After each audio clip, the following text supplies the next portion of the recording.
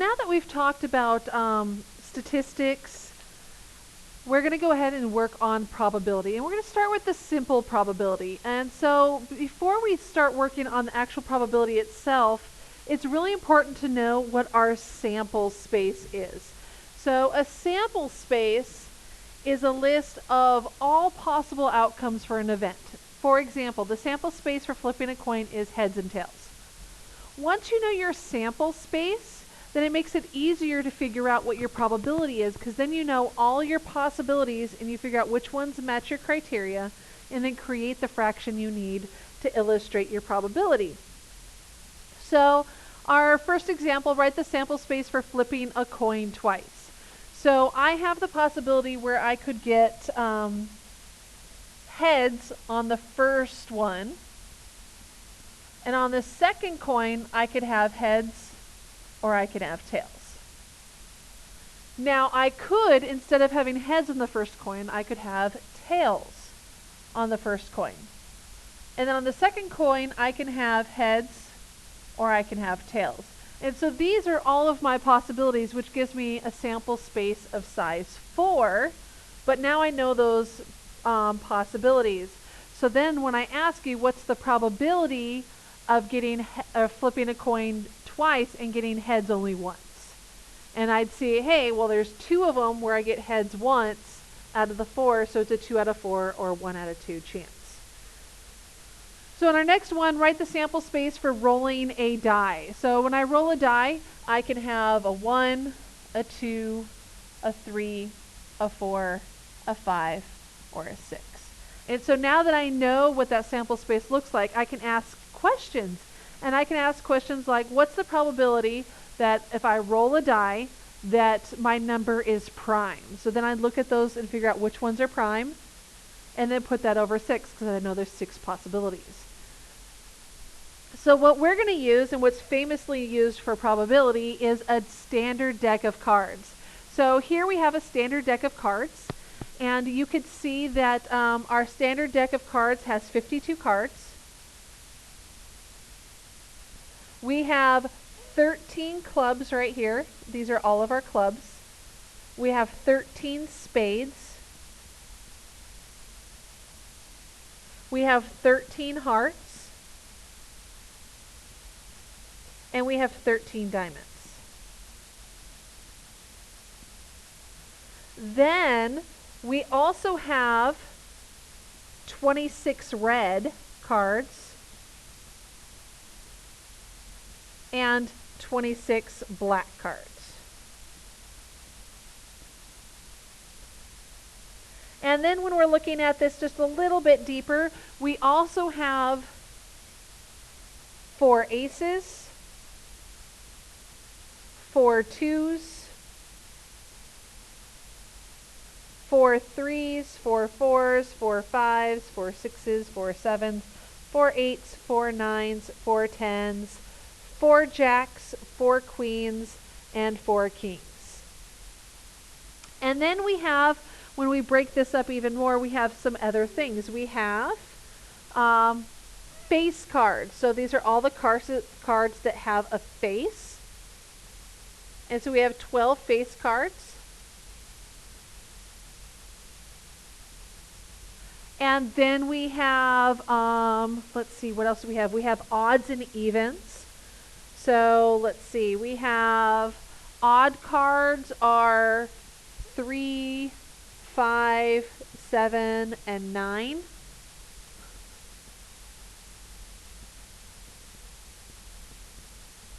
And people always ask me, well, why isn't the ace odd? Because it has a 1 on it and 1's odd. Well, the ace is an ace card. And ace, or A, is not 1. And so it's not odd. So A is not odd.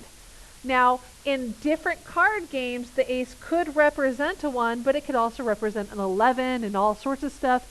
So it really depends. So if we're looking at just the card alone, A is not odd, so it does not count as an odd card.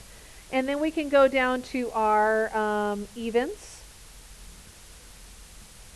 And then for our evens, we'd have 2, 4, 6, 8, 10. And I forgot to write down how many odd cards we have. So we have 4, 8, 12, 16 odds. And then for even, we have 4 of each number. So 1, 2, 3, 4, 5 times 4 gives us 20 even cards. And so we're going to use all of this to calculate what we call simple probability. Now, simple probability, contrary to what it sounds like, is actually not as simple. In fact, most people find simple probability to be a little bit harder because we're looking at lots of different characteristics. And so we're going to start off with the easiest of the simple probability. And simple probability is simple because it's the probability of one event occurring, not looking at multiple events. So when calculating simple probability, you find the number of items in the sample space that meet the characteristic we are looking for over the total number of items in the sample space. So in our deck of cards, we've got 52 cards, so it's going to be over 52. And then we use this idea of P event. That means just the probability of the event. So this would be probability of getting a face card. So then I'd figure out, well, how many face cards do I have? 12 out of 52, and that's my probability.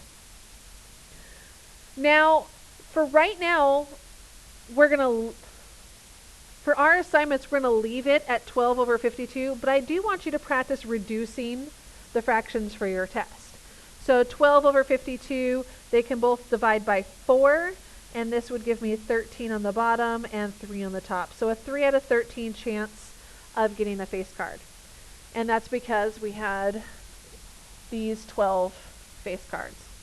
So our next one is going to be the probability of getting an ace. So we'd look and see, okay, I've got 4 aces. So that is a 4 out of 52. And I could simplify that, both divide by 4. So it's a 1 out of 13 chance. And then I can move on to club. So the probability of getting clubs. So here's my clubs. And there are 13 clubs. So 13 out of 52. They can both be divided by 13, which gives me a 1 out of 4 chance. And then the probability of odd. So this is going back to our odd cards.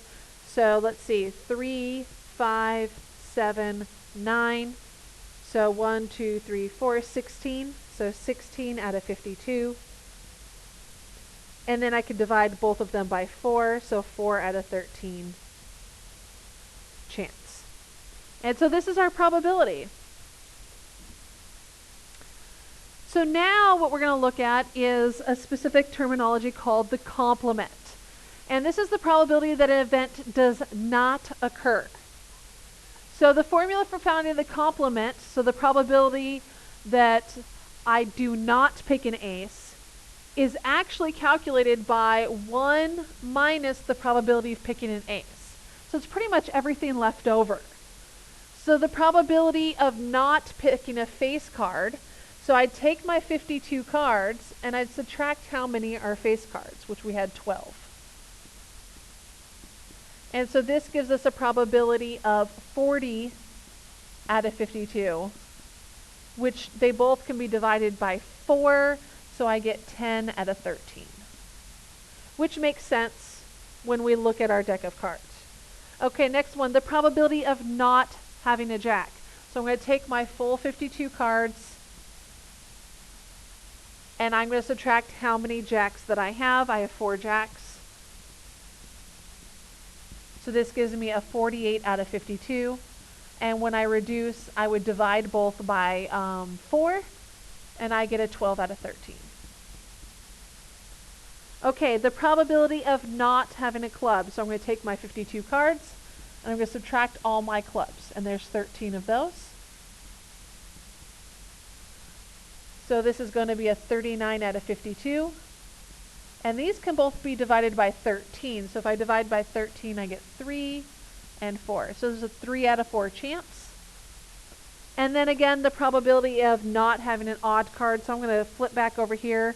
My odds, there were 16 odds. So this is going to be a 52 minus 16 over 52.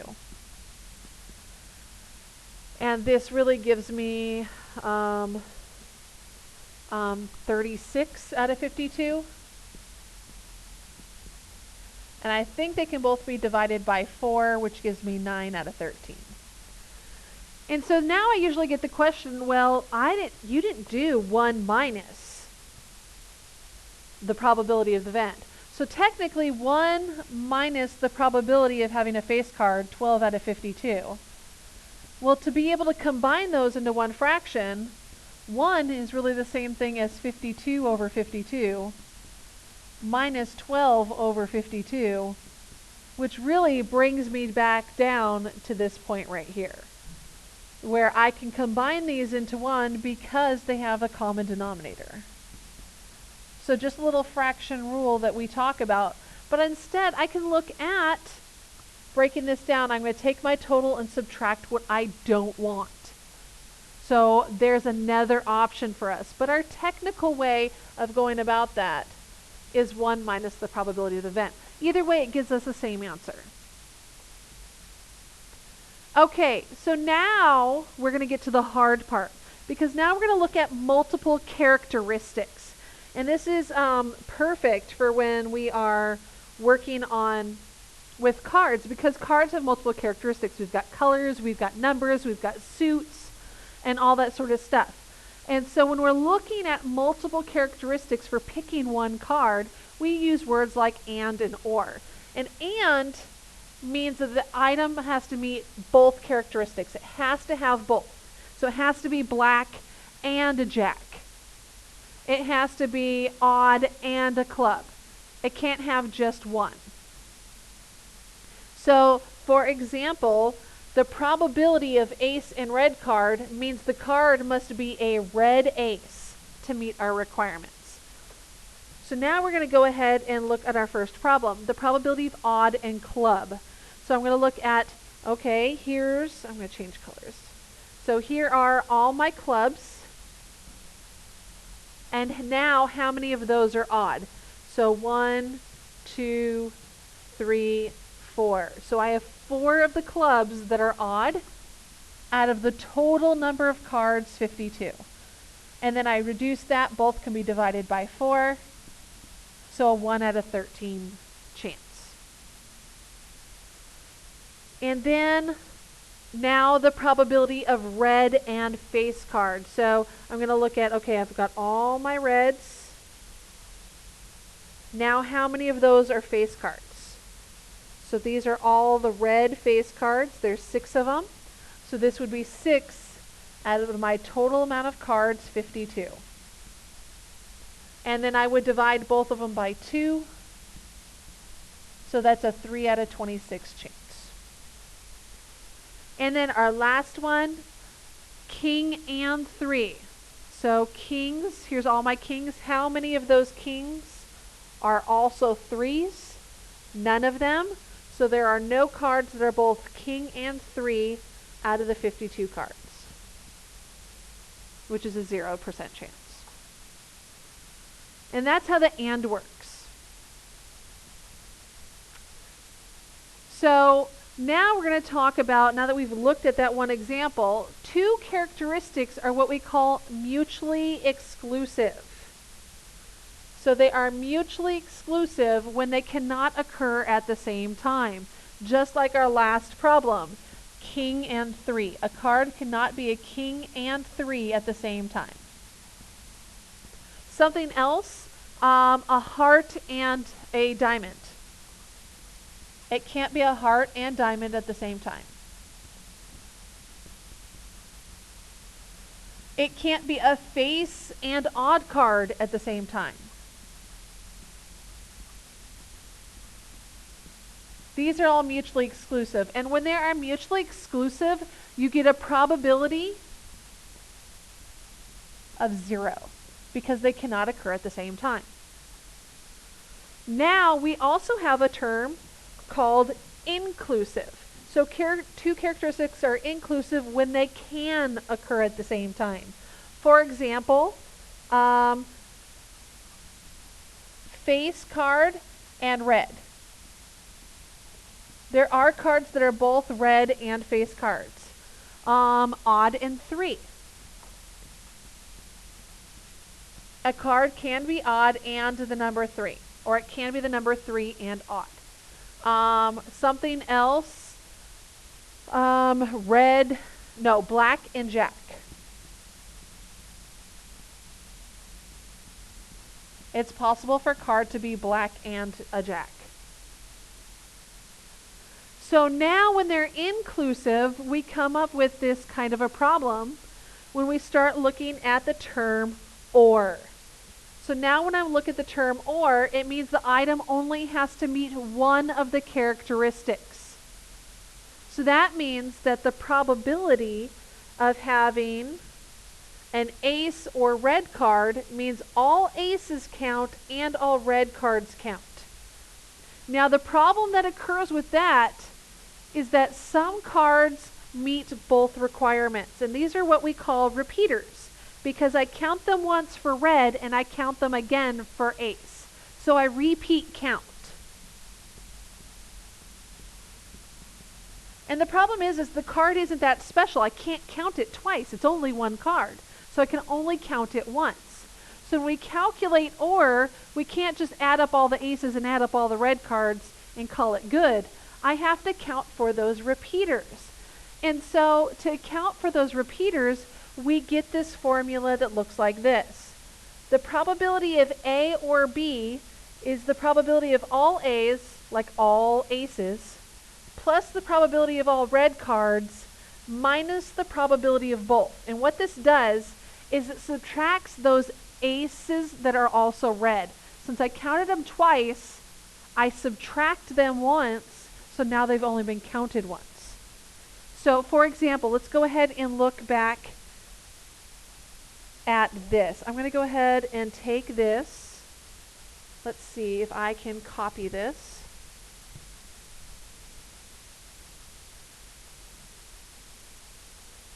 Insert blank page after.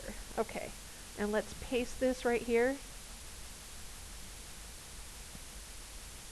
Okay, so I want to show you how we could calculate this. So the probability of ace or red. So how many aces do we have? Well, we have 4 aces. Well, how many red cards do we have? Let's see, 13 and 13 is 26. And this is all out of our 52 cards. Now I'm going to subtract the numbers that are both ace and red. So here are my 2. I counted them as aces and I counted them as reds. So I'm going to subtract those 2 that are both. And I get a value of 30 minus 2 is 28 out of 52. So now, how does this look really? So here are all of my reds, and here are all of my aces. And you see how these aces down here have been circled twice. So these have been circled twice. So now when I go about and I actually count these cards, I'd say, okay, I have 1, 2, 3, 4, 5, 6, 7, 8, 9, 10, 11, 12, 13, 14, 15, 16, 17, 18, 19, 20, 21, 22, 23, 24, 25, 26, 27, 28. And so we can now mathematically see how we calculate that 28, because we actually counted these twice. But when I go through and I actually can see that sample space, I can see how that works out. And I see that I can't count these twice. So I subtract them once, and then they've only been counted once. And so this mathematically allows us to calculate it without having to look at the sample space and count out our number of cards, which takes a lot of time. Oops. So now we're going to go back and we're going to practice that idea. So the probability of odd or club. So I'm going to take how many odds that we had, and that was 16. I'm going to add the number of clubs that we have. So our clubs were 13. And I'm going to subtract the number of odd clubs we have, 4. And this should tell me altogether what the probability of getting an odd or club card is. And so let's see, 25. So 25 out of 52. And then for our next one, red or face cards. So we have 26 reds, 12 faces, and then I look at how many red face cards we have. 6. And that'll allow me to calculate my total. And so this becomes, let's see, 26 plus 6 is 32. And then, of course, our last one, king or 3.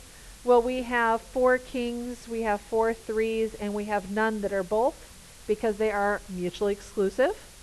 They can't be both. And so this is just an 8 out of 52. And that's what we're going to be working on.